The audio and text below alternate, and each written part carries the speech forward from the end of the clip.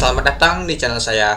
Di video kali ini, saya akan bahas tentang IPO saham, yaitu tentang perusahaan PT Koka Indonesia Tbk, atau bisa disingkat menggunakan emiten yaitu Koka, yaitu perusahaan jasa konstruksi gedung industri, bangunan sipil, dan gedung hunian. Oke teman-teman, langsung saja kita lihat dulu untuk ringkasan perusahaan emiten ini. PT Koka Indonesia Tbk atau perusahaan adalah suatu perusahaan terbatas yang didirikan pada tahun 2011 dan bergerak dalam bidang kontraktor umum proyek konstruksi, teknik mesin, teknik geoteknik, desain interior, dan penetral.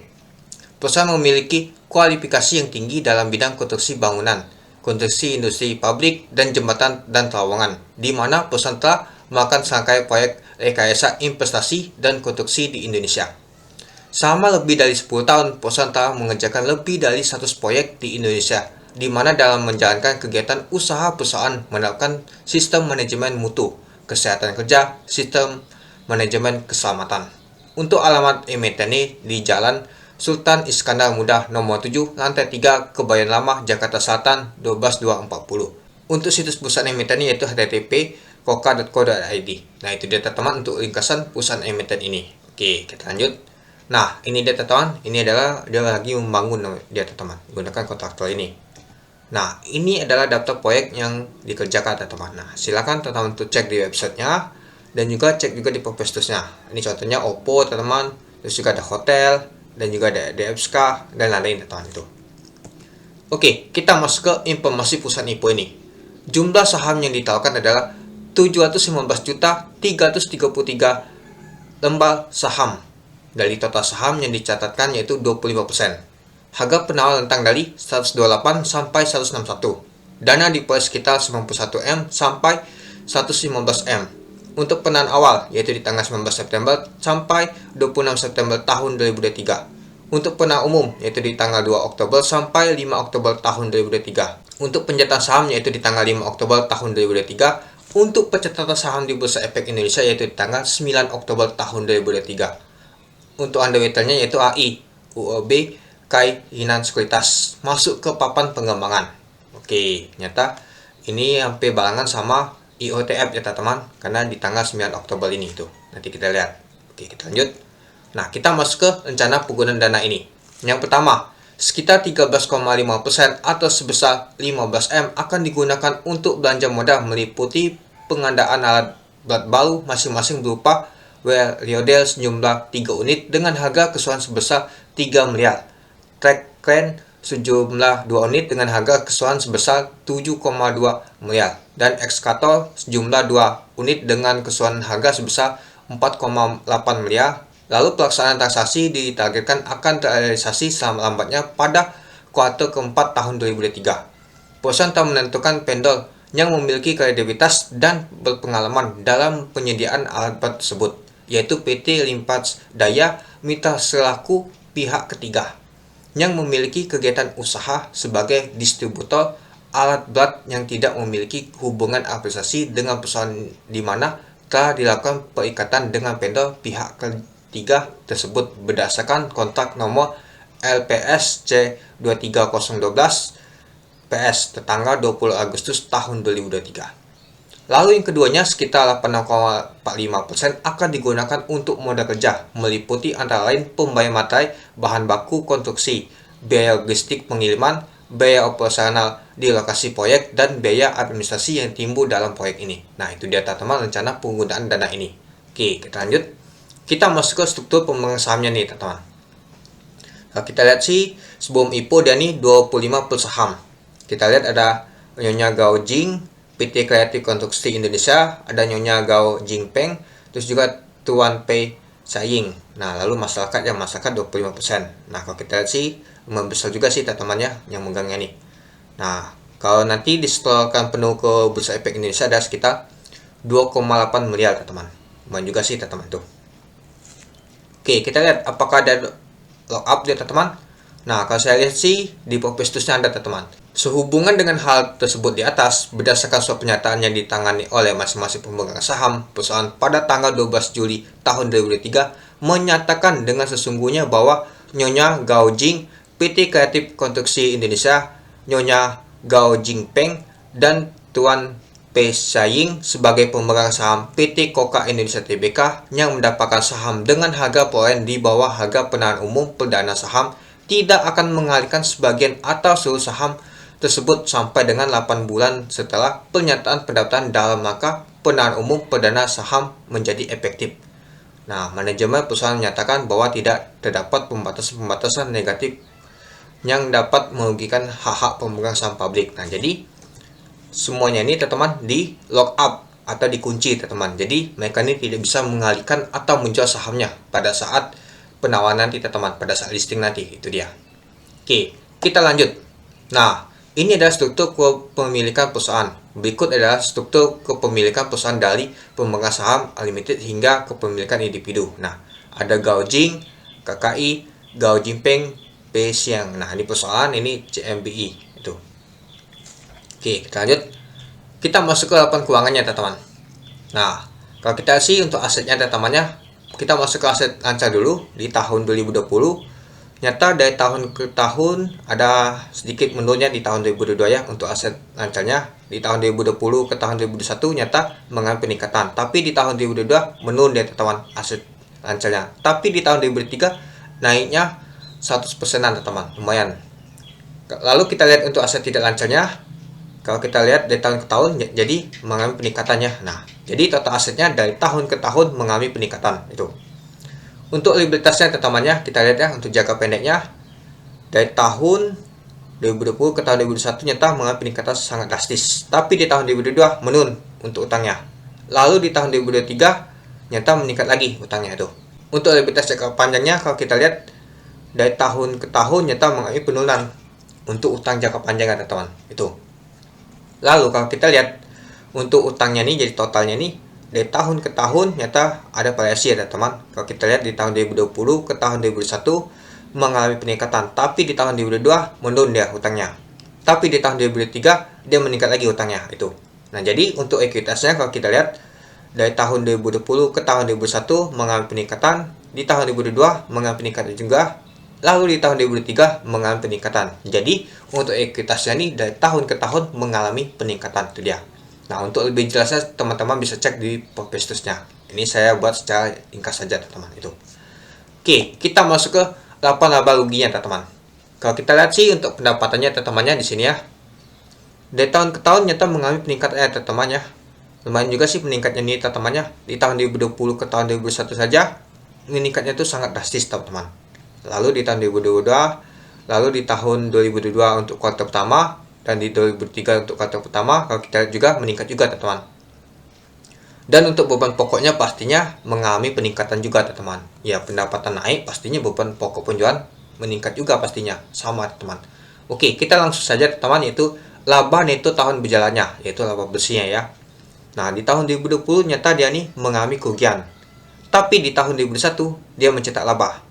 Lalu di tahun 2022 mencetak laba lagi lumayan tinggi teman-teman. Lalu kita bandingkan di kuartal pertama di tahun 2022 ke kuartal pertama di tahun 2023 nyata mengalami peningkatan yang sangat drastis teman-teman. Itu dia. Oke, kalau kita lihat untuk rasionya gini, untuk rasio keuangannya. Untuk penjualnya di tahun 2020 ke tahun 2021 meningkatnya lumayan drastis, sekitar 923%. Lalu di tahun 2022 30%, lalu di tahun 2023 13%. Nah, lalu kita lihat untuk laba neto berjalannya atau yang bersihnya teman-teman ya. Ini dia. Dia meningkat 45%, lalu 475%. Lalu untuk tahun 2022 75,24%. Lalu di tahun 2023 48,58% tuh. Nah, lalu kita lihat untuk total asetnya dia mengalami peningkatan di tahun 2021 ya. Di tahun 2022 nyata sedikit untuk meningkatnya. Tahun 2023 meningkat lagi. Untuk total liabilitasnya kita lihat di tahun 2021 nyata yang meningkatnya sangat drastis, hampir 164%. Tapi di tahun 2022 dia menurun teman-teman, 44%. Lalu di tahun 2023 meningkat lagi 84% untuk total hutangnya. Itu dia. Nah, ini ekuitasnya juga pastinya ada peningkatan juga teman-teman. Itu dia teman-teman untuk rasio keuangan ini. Oke, kita lanjut ke policy Koka ini teman-teman. Ini adalah policy Koka di tahun 2022. Kita lihat ya untuk harga di 128 dan 161. Untuk PBP-nya yaitu 5,60 kali di 128, untuk di 161 yaitu 7,04 kali. Untuk PER-nya 128 yaitu 18,89 kali. Untuk di 161 yaitu 23,76 kali. Untuk BP-nya sama, untuk rentang harganya 22,86. Untuk DAL juga sama, rentang harganya 24,67%. Untuk E juga sama, rentang harganya 29,65%. Untuk EPS juga sama, untuk rentang harganya 6,78. Untuk jumlah sahamnya di setor Kopernik adalah 2,8 miliar. Untuk ekuitasnya yaitu 65 miliar. Untuk laba bersihnya itu sekitar 19 miliar. Untuk total hutangnya adalah 16 miliar. Untuk market cap di 128 yaitu 366 miliar. Untuk market cap di 161 adalah 460 miliar. Nah, itu dia teman-teman untuk policy KOKA di tahun 2022 ini. Oke, kita lanjut ke policy KOKA di tahun 2023 di kuartal pertama. Untuk harga di 128 dan 161 ya, sama ya teman-teman. Untuk PBP-nya di harga 128 yaitu 4,73 kali. Untuk di 161 yaitu 5,95 kali. Untuk P-nya rentang harga di 128 yaitu 30,85 kali. Untuk di 161 yaitu 38,80 kali. Untuk BP-nya sama ya teman-teman, rentang harganya 27,06. Untuk DAL-nya sama teman-teman, untuk rentang harganya 38,41%. Untuk LAI juga sama, rentang harganya 15,33%. Untuk EPS-nya yaitu 4,15. Untuk jumlah sahamnya disetorkan penuh adalah 2,8 miliar. Untuk ekuitasnya yaitu 77,4 miliar. Untuk laba bersihnya yaitu 11,8 miliar. Untuk total hutangnya adalah 29,7 miliar. Untuk market cap di 128 adalah 366 miliar. Untuk market cap di 161 adalah 460 miliar. Nah, itu dia teman-teman untuk policy KOKA di tahun 2023 ini. Kalau kita lihat sih, untuk policy di tahun 2023 ini lumayan menarik sih dibanding tahun 2022 teman-teman. Ya meskipun hutangnya meningkat, tapi ekuitasnya juga meningkat teman-teman. Itu. Oke, kita masuk kesimpulan teman-teman. Yang pertama, kinerja perusahaan saham KOKA dari tahun 2020 ke tahun 2023 mengalami peningkatan terus dari segi penjualan dan pendapatan usahanya, seperti yang kita lihat di prospectus tadi teman-teman. Itu. Yang kedua, tujuan pengguna lumayan menarik untuk belanja modal dan modal kerja teman-teman. Nah, ini membuat kita menarik teman-teman untuk mau membeli saham IPO ini. Yang ketiga, untuk underweight dari IPO saham KOKA ini adalah AI. Secara histori, saham yang dikawal AI lumayan menarik. Sering ditutup ala dan zona hijau. Terakhir baby ditutup hijau ya teman-teman. Nah, ini dia teman-teman. Kalau kita lihat ya, ini di tahun 2023. Seperti BIL ditutup di zona hijau yaitu 17%. Suni ditutup kuning, sempat juga dia ala, tapi alanya tuh ke bawah teman-teman. Turun ke bawah dia. GTRA 2 kali ala, Enkel 4%, sempat juga 10% ini. LAM 5 kali ala. Lab untuk papan akuisisi saja bisa 7 kali ala. Nah, baby juga sempat 20%, tapi dia turun lagi. Tapi ditutup di 9% dia. Nah, tapi di zona hijau semua ya teman-teman, belum ada di zona merah. Jadi untuk underweight AI ini lumayan menarik banget teman-teman. Itu. Oke, kita kembali lagi. Nah, yang keempat, secara policy saham KOKA ini tergolong lumayan dibanding IPO yang akan datang teman-teman. Yang kelima, IPO saham KOKA akan listing bersama dengan IPO saham yaitu STLK, IOTF, dan KOCI. Nah, kalau brand kan masih lama aja teman-teman, jalannya 3 hari ya. Dia listingnya di tanggal 6. Artinya masih bisa sih tanggal 9 ini kan untuk KOKA ini. Jadi untuk jadwalnya ini dia teman-teman kalau kita lihat ya. Nah, kalau kita lihat sih brand pastinya tanggal 6. Jadi dia ini barengan dengan ini teman-teman. Nah, jalannya 1 hari sama IOTF, KOCI, STLK. Nah, kalau teman-teman bertanya, lebih baik pilih IOTF atau KOKA kalau saya. Nah, kalau saya teman-temannya karena waktunya sama, listingnya dan penawarannya juga sama, saya lebih baik milih KOKA. Kenapa? Karena KOKA itu lebih bagus dibanding IOTF dan underweight juga lebih bagus. Kalau IOTF nih underweight-nya tuh AH dan CP. Ya tahu sendiri ya teman-teman, underweight-nya itu gimana itu main pergerakannya. Dan juga KOKA ini lumayan untuk policy teman-teman. Kalau IOTF kemarin tuh untuk PBP-nya saja lumayan besar banget ya teman-teman ya. Nggak tahu apa saya salah hitung apa benar, tapi saya lihat sih beberapa kali sudah saya hitung nyata benar teman-teman. Untuk policy itu sangat mahal banget untuk IOTF itu dibanding KOKA nih. KOKA lumayan menarik teman-teman, dan juga harganya juga lumayan teman-teman dibanding IOTF ini itu. Oke, kita kembali lagi.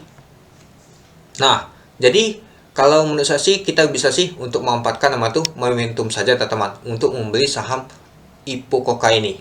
Yang jelas sih dia akan listing di tanggal 9 nanti teman-teman. Kalau tidak ada perubahan, jangan saja nanti barengan teman-teman. Kalau barengan sama SLK, IOTF, KOCI, nah ini paling bingung nanti kita teman-teman.